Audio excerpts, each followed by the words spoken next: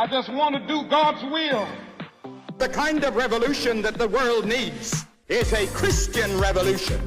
If you want a miracle, you've got to expect it to happen. You are the recipients of God's grace and God's blessings, and you rejoice in that reality.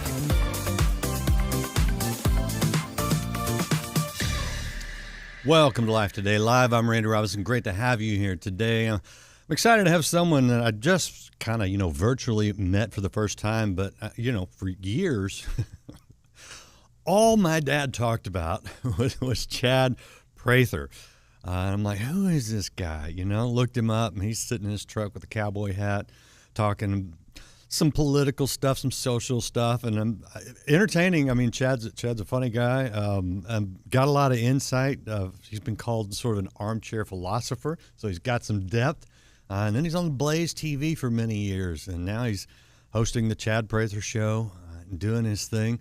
But he's got a new book out, and when I saw this, I went, okay, I wonder what that's about. Because a lot of times when you see people, sort of in the spotlight, they've got some notoriety, you see them on Fox News or whatever, you think, okay, there's a guy that's they're, I don't know, we got kind of a little bit of celebrity mentality in a lot of the West. But he's gone through some stuff. I don't even know all the stuff he's gone through, but he's talking about it in a new book that just came out. It's called Born for Meaning. Looks just like that. You can get it at chadprather.com and bornformeaning.com. And he's talking about some real things. And so he's opening up, and he takes a little bit of time today to jump on the show here and talk to you. So this will be a good one. Chad, man, good to see you. Welcome to Life Today Live. Hey, Randy, it's good to be with you, man. Thank you for that intro. It seems like you and I have crossed paths a number of times without actually crossing paths. We know all the same people. Yeah. And so I've just kind of, I guess, soaked up some of your effervescent presence. That can happen. Yeah. Most people don't enjoy it, but yeah. So congratulations. we kind of cross-pollinate a little bit. No, I've been a big follower and fan, and just looked at your father like a father for a number of years, and your dad honored me for a while, asking my opinion on things about social media, this crazy sociological experiment that was out there, and somehow he thought I had my finger on the pulse of it. But we had some great fellowship talking about how to get a broader voice using these different platforms. So we had fun with that. But, the voices that are out there, there's so many, and cutting through the smoke and kind of punching through the noise these days is somewhat hard to do. Mm-hmm. But I appreciate yours, and I'm so thankful for the opportunity to spend a little time with you. Yeah. So Born for Meaning, what's going on? Because this is a serious book, and I guess it might surprise some people. Yeah, it's hard to talk about grief and use humor. Sometimes, unless you're the kind of person like me that laughs at a funeral or tries to make a eulogy funny. I am too. When I eulogized my late grandfather, I said he'd be disappointed in the casket because it didn't look like a bass boat. It should have had some red metal fleck in it or something like that. But to know him would be to appreciate that humor. I'm a guy that looks at the world and somewhat observationally finds humor in everything. And sometimes these days people are so thin-skinned that they're too quick to be offended, and they live in a manufactured sense of oppression, looking for something to validate their problems and victimhood. I'm not that guy. I'm the guy who does, as you said, tries to look like he has everything together. But I think that's a man trait. That's one of those things that we all try to do. We're macho, self-built, pull yourself up by your bootstraps and blaze your own trail type of people. But the thing about it is God uses broken people, and he uses grief, and he uses the periods of waiting and the periods of silence and the periods of loneliness to shape people. And, I'm no stranger to that. I'm 52 years old. I'm still trying to figure out who I am. People will often ask me, what exactly is it that you do? I've been fortunate enough to be able to make a living running my mouth in the last 30 years. I graduated from college at the University of Georgia, went to seminary, and then pastored for 12 years, traveled around the world as well. And I was a great preacher. I love to say I'm a great preacher, but I was a terrible pastor because I don't understand people's sense of victimhood. And a lot of times people want to, they want to have their problems understood rather than fixed. And if you took away those problems, they wouldn't know who they are anymore. So I wasn't that great of a pastor. But I always wanted to use my ability to communicate in such a way that it was somewhat of, whether it was humor or motivation or inspiration, I wanted to give people a hook to kind of hang their hat on. And in the middle of all of that, it's hard to be the motivational guy and the inspiring guy when your life is falling apart behind the scenes. And mine literally was. Now, a lot of that was self-inflicted. We talk about grief, and oftentimes people think about tragedy and loss and what someone goes through without asking for it. I quite literally asked for it. I went into a season of rebellion and cynicism. I was angry at, not necessarily God per se, but I was angry at the church. I was angry at church leaders, men who claimed to be spiritual fathers, who were really more into it for their platforms, and an element of greed that was there. And I wrestled with all of that, and it pushed me into a place of real darkness and rebellion. It led me into some deep alcoholism. It led me into drug abuse. It led me into broken relationships, divorce, estrangement with, relationships with my own children, that was just very, very painful. And I was going to be the guy who was going to look for reality in the bottom of everything that he could, except for the place where reality ultimately is found. And that's the truth of the kingdom of God is found in the person of Jesus Christ. And I knew the truth. The truth was always foundational for me, but it wasn't being lived out. The old meaning for the word believe is by life. You know what someone believes? By their life. And if you were to look at my life and the words that were coming out of my mouth, whether I was sitting in a pickup truck or on television or radio, those things just didn't match up. And something interesting happened to me a couple of years ago. The only way I know to describe it is the Lord put his hands on my shoulders and began to press down. Not always the most comfortable situation that you can be in. And I broke one evening. I was home alone. I live alone, and I was there, and I broke into a deep, deep broken sob of regret. And just thinking to myself, what have I done? What the years that I have wasted. And that sense of brokenness came over me, and it was a long series and process of just having been broken, and the grief overwhelmed me, the sadness and the conviction that hit me. And in that moment, I cried out, and as I was asking the Lord, what is it that you're wanting from me? What do you want me to do? I felt like the Lord spoke to me and said, I made a lot of investments in you as a young man, and now I'm ready to make some withdrawals. And I thought, God, this is some interesting timing on your part. I've built a career. I'm a comedian. I tour around the country. I get to tell people funny stories. We make people laugh for a living. I put music out there, and we've done a lot of fun things. We get to have fun for a living. And now you're asking me to basically become someone that's going to expose a lot of those things by bringing the truth of the gospel to these platforms that miraculously he built. I've often said that if you want to hear about my success, you have to be comfortable with the vocabulary of the divine, because only God could have done and built what he built for me in giving me a voice to so many millions of people over the years. And so unapologetically and unashamedly, I said, I've been on this journey. Now I want to bring people along with me. And about 30 days prior to this last election, I felt impressed and just knew that politicians weren't going to be the salvation of America, but Jesus can be. And so I began 30 days of prayer leading up to the election. Then the election came and went, and the Lord impressed me to continue posting prayers on social media, which we still do. And now I've started a new podcast called Before the Noise, which is a 10-minute, 12-minute devotional every morning on my social media platforms. At 7 a.m. And through all of that, the Lord began to speak to me specifically about men and specifically about grief and brokenness.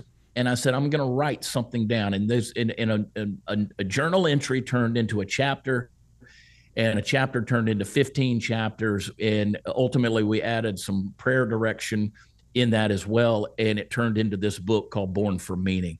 I wanted to write this as simply as I possibly could. I remember when John Maxwell said he wrote his first book, he knew that he didn't have that much to say, so he wrote the shortest chapters he possibly could and wrote about 26 chapters. And this book is basically that. It's a book for men to read. It's a book of one-liners, things that you can hang on the refrigerator if you need to. You can walk away from it and say, this impacted me just in one line. But ultimately, it's real, it's raw. And as I said, it's a way to take a little bit of humor, a little bit of tongue-in-cheek, and bring it to the topic of grief, but from a biblical perspective. And I think people are truly going to enjoy it. I know that I have. In the editing process, I've read it about 6 times, and it's blessed me every time. Good. All right. Well, I'm going to get a one-liner from you here in a minute. But you know, I totally get my method of dealing with stress, of even grief. It is to go to humor, and not everybody gets that or appreciates it. And I actually can recommend a very good course for you so you can be more sensitive to others, because I had to take one. So, I mean, I get it, but yeah, so getting out of that. But you talk about the victimhood thing. The easiest thing about victimhood is you got somebody to blame. But when you're the one to blame, you got nobody to blame but yourself, and that may be the hardest place to be, because you can't play victim, and you have to own up to some stuff. Looking back, do you know how you got to the place of brokenness? I mean, was it the success? Was it pride? Was it, you know, what? How did you get there? You know, I think that we can talk tough, right? We can talk tough, and we can believe that we're these big, you know, bravado, you know, thick-skinned people, but we're not. We really aren't. And that's one of the things that leads me to have a heart for men in these days, because men are sometimes the hardest, toughest ones to break through to. But at the end of the day, they're little boys. They're trying to find their way into masculinity and adulthood and responsibility, and they want to be good men. And sometimes they don't know how to handle brokenness. And, you know, I say that brokenness it tends to happen about one day at a time. It builds up, it compounds, it multiplies. It's the same way healing happens. You know, if God can bring chaos into order one day at a time, then how much more he's going to take that time to build us back as well. He's done that in me. But I don't think that necessarily we always, you know, you don't wake up one day with this massive revelation from God and be like, wow, I am spiritually mature today. It doesn't happen. It happens over time. Well, brokenness, a lot of times, you can't put your finger on any one event that just broke you, but you can look at a pattern and you say, over this period of time, I just really got filed down to the nub. I mean, I really became down to the core essence of who I am. And I think that's where God gets you, where he can work with you. You know, victimhood, we live in a day and age where everybody's offended. We know that. You can't make jokes anymore. You've got cancel culture. The manufactured oppression. Everybody identifies themselves by their oppression. You know, I often tell my audience that we live in a day and age where people really do have a lot of privilege. I mean, we live in a first world. You've been around the world. I've been around in the world. I've seen hardship. You come back to America, you realize we all really are blessed. When we have our impoverished homeless people that are suffering from obesity, we really are a blessed nation. We really are. But people tend to find their identity in their scars. You get around a group of men, they all want to talk about their war stories. They want to talk about their football feats. They want to show off their scars. And they always have to one-up one another. Well, you did that. Let me tell you about what happened to me.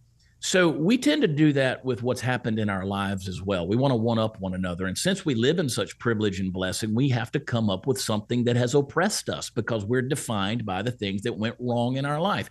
We gravitate towards the negativity, not the positivity. If you're scrolling through social media, you can go through 1,000 amens and yes and wow, that's great. And you get to that one negative troll, and that's the one you're like Velcro, you're stuck to, and you're angry and you're wanting to refute that person. That person may not even be a real person. It could be a bot that comes out of a technological bot farm in Nigeria. It may not even be a real person, but that's what your brain gravitates to.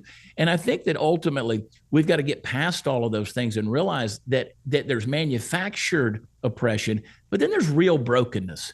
And I think that God does break those that he loves. He broke his only son. Yeah. And if he's going to do that to him, how much more do we need brokenness? I mean, Jesus, the perfect man, you know, the essence of God's glory in the earth, demonstrates all of that for us.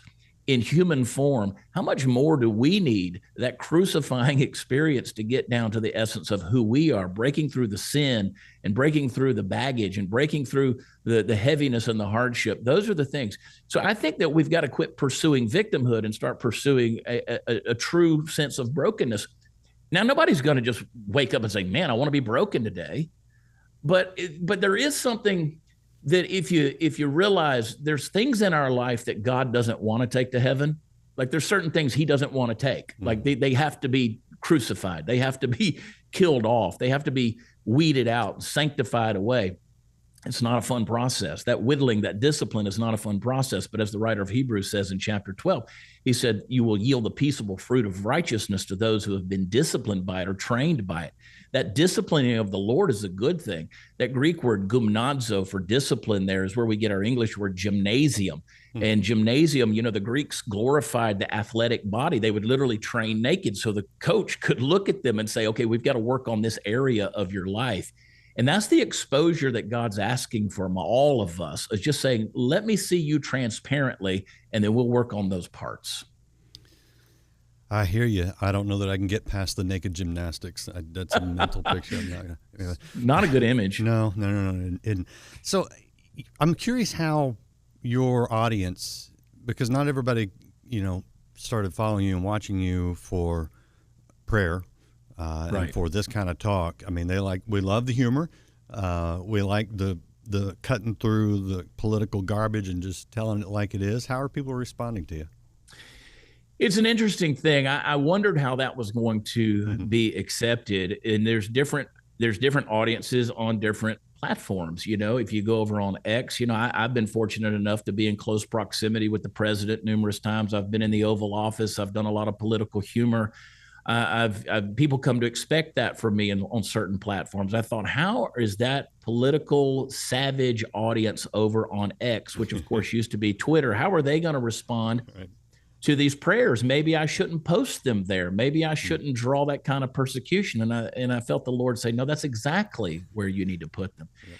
And Randy, that's been the most positive experience. That's been the place where people, I think, are starving. That's where they're thirsty. That's where they're hungry. There is a spiritual renewal. I do believe that there is an awakening that is yet to come in this country. I think that it's happening in a lot of young people. I think more and more young people, although they're criticized, these young folks today aren't the millennials that we ridiculed for a number of years. These kids, a lot of them have a spiritual thirst and a spiritual hunger. We're seeing some eyes open on college campuses across the country. And I'll tell you, I think there's still awakening still yet to come. I think people are tired of the politics. They're tired of the empty promises, and they're trying to find something that is valid, something that is real, and then something that makes them live for eternity. So I'm seeing some incredible responses. There have been people who have said, please put these prayers in a book form. Please share these more. They don't like it when I skip a day, because I was doing every day. Now I think I'm doing about 5 days a week, and people don't like you skipping a day. You know how it is. They become creatures of habit. So I've enjoyed the responses. It has been 99% positive across the board. This is what people want, to the point where if I make a joke about Taylor Swift and Travis Kelce getting engaged to one another, people get mad at me. How dare you make a joke now? Yeah. And I thought, nobody, no women have never cared if we made fun of a football player online, but not Travis Kelce. You can't touch him. He's off limits at this point. Yeah. So, the response has been extremely positive. I waded into those same waters. And I'll just ask you the question I ask my friends on Facebook, which is in the Travis Kelce, Taylor Swift marriage, are you taking the over or under on 2 years? I'm taking the under on that. I'll tell you this, I'm taking the over on whether they get married within 2 years. I don't even think that's going to happen. It would upset me if I'm the Kansas City front office and this is what's distracting my tight end from an upcoming season that's about to take off in 2 weeks. That would bother me. And I'm wondering, is Travis pregnant? Has he ever read a book as long as what this prenup is about to be? I hope there's pictures in it, but you can't say things like that. People genuinely get upset with you over these things. But, listen, you got billionaires out there who, a pop princess who's made your 13-year-old sing some songs she really shouldn't be singing. And you got a guy that was advertising a Pfizer jab. So I say they're free game. Yeah, I think so too. So, and they're on the field already. So I mean, he's out there doing it. We'll see how it goes this year. Okay, I want to show people the book again. This is Born for Meaning by Chad Prather. It's available right now. You can actually go to bornformeaning.com and get the book now. And it's interesting because not everybody gets the humor with the seriousness, but I mean, to me, good comedy makes serious points. I want to hear one of your one-liners. What's one in there that either you like or other people have liked?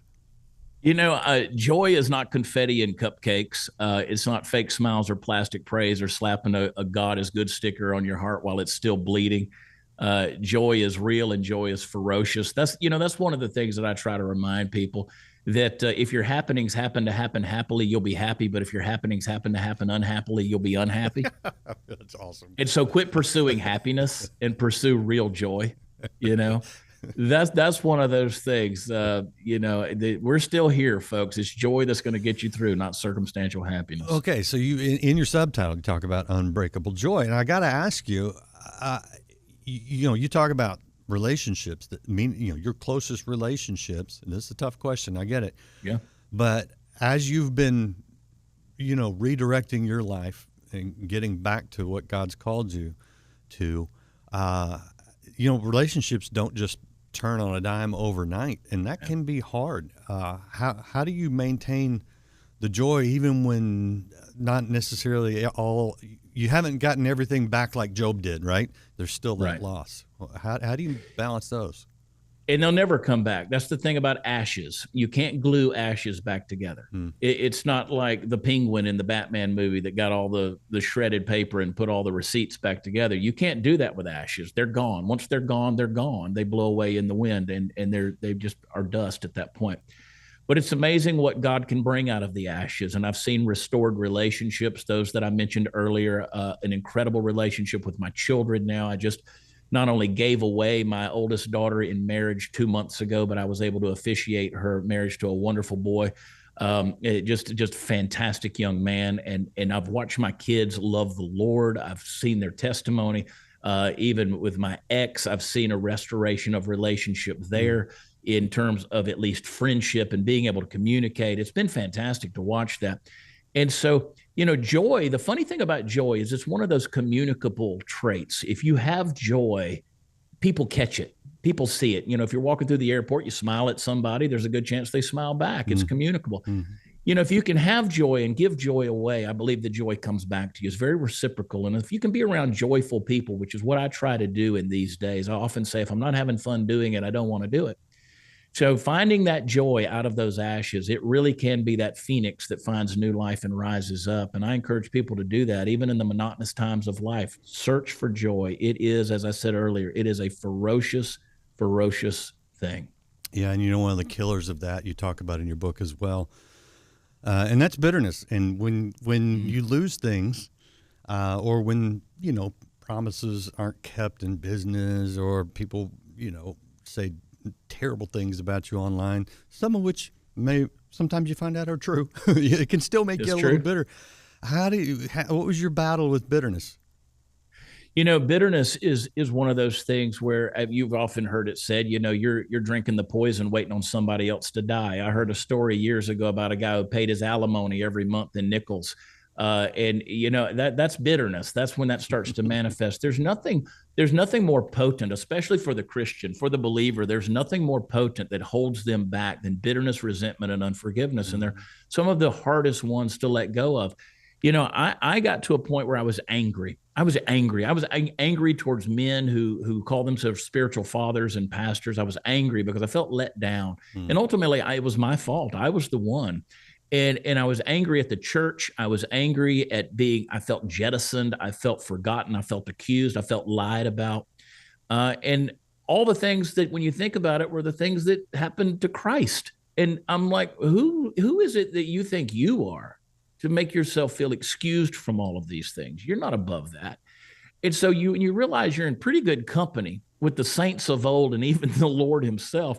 It starts to take on a perspective that you maybe aren't thinking about.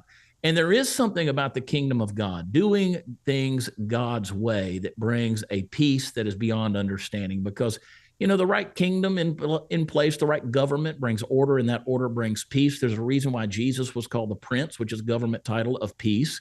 The right government, the kingdom of God, doing things God's way, will bring you that love and joy and peace and patience and kindness and gentleness and self-control, all of those fruits that you don't come by naturally. And so those are the things when it feels good to drink that poison, if you do it God's way, when he says, bless those that persecute you, bless and do not curse, that doesn't make sense to the world's mind. But I'm telling you, what it unleashes in our lives is a power that's unfathomable. Yeah. And, we all love the fruit. We all want the joy, the gentleness, the patience, all those good things. And if you pursue them, I don't know that it works that way, because Jesus says the only way to produce good fruit is to stay connected to the vine, and that's him, and that means living in him every day. And that's where I see you at right now, and that's a good place to be, man. Yeah, I like it. Yeah, it beats the hard work that I tried earlier. Yeah, well, we appreciate you. Keep doing what God's called you to do, but stay connected, and you'll be good. This is really good. All right, this is the website. I'm going to show you Chad's website. You go to the book, bornformeaning.com to get the book. This is chadprather.com. I'm showing you right here. If people want to watch you, you mentioned X, you're on YouTube. Where else can they find the show? Sure. They can find Before the Noise at 8/7 Central every morning on YouTube, Rumble, X, all my Facebook pages. There's a couple of them. We stream it live, and then in the afternoon, actually we're moving that. We just now moving that to 10 Central, the Chad Prather Show, which is our Monday through Thursday podcast. We talk about the headlines of the day. What I try to do on my show is I try to give a kingdom perspective. We make fun and we ridicule, don't get me wrong, but we try to give a kingdom perspective on the headlines everybody's, that everybody's reading. It's easy to get lost in the chaos and the darkness and the confusion, but we try to bring some hope in all of it, and hopefully put a smile on people's face as well. So Rumble, YouTube, if they want to watch it, and of course, wherever podcasts are offered. Love it. Appreciate you, man. This is good. Thank This has you, been man. fun. Good to see you. All right. Be sure to go check out Chad's show wherever you prefer to watch it, when you want to watch it. That's the way we do it these days. And pick up Born for Meaning. If you know some guy, that may not listen to a preacher or something, give him Chad's book. Might open up and listen to him. I appreciate you guys being here. Hit the share button. If you haven't liked, follow, or subscribe to Life Today TV, I would invite you to do that. Come back. We got more for you right here on Life Today Live. We'll see you again next time.